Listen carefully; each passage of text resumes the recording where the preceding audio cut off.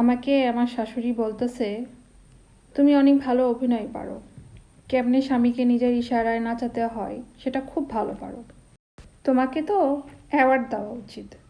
আমি তখন বললাম, হ্যাঁ মা, যে সিনেমার ভালো অভিনেত্রী হিসেবে আমাকে অ্যাওয়ার্ড দিচ্ছেন, তো সেই সিনেমার সবচেয়ে ভালো দজ্জাল শাশুড়ি হিসাবে আমিও আপনাকে একটা অ্যাওয়ার্ড দিতে চাই।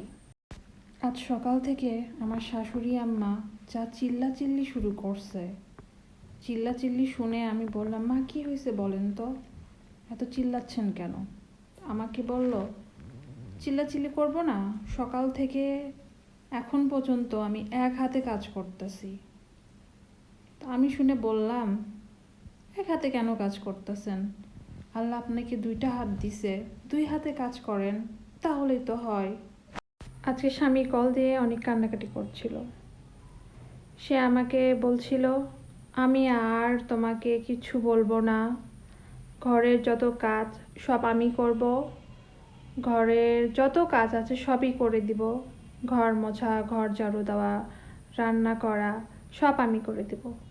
তুমি আমাকে এবারের মতো মাপ করে দাও, তুমি ফিরে আসো। এরকম ভালো স্বামী ঘরে ঘরে হওয়া উচিত। কিন্তু চিন্তার বিষয় হইল, ফোনে তো কথা বললাম কিন্তু বুঝতে পারলাম না কার স্বামী ছিল। আনমেরিড মেয়েরা যারা সিদ্ধান্ত নিয়েছে বিয়ে করবে, বিয়ে করার স্বপ্ন দেখছে, তারা একদম সঠিক সিদ্ধান্ত নিয়েছেন। বিয়ের পরে আর কেউ বলবে না, আজ তো শুক্রবার, তোর স্কুল তো আজকে বন্ধ, যা থালা বাসনগুলো ধুয়ে দে, ঘরটা ঝাড়ু দে, ঘরটা মুছে দে।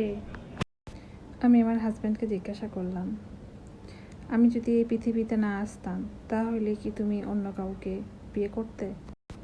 সে বলল, হ্যাঁ, বিয়ে করতাম। এই কথা শোনার পরে আমি ওকে বললাম, কেন তুই বিয়ে করবি কেন? তুই অন্য মেয়েকে কেন বিয়ে করবি?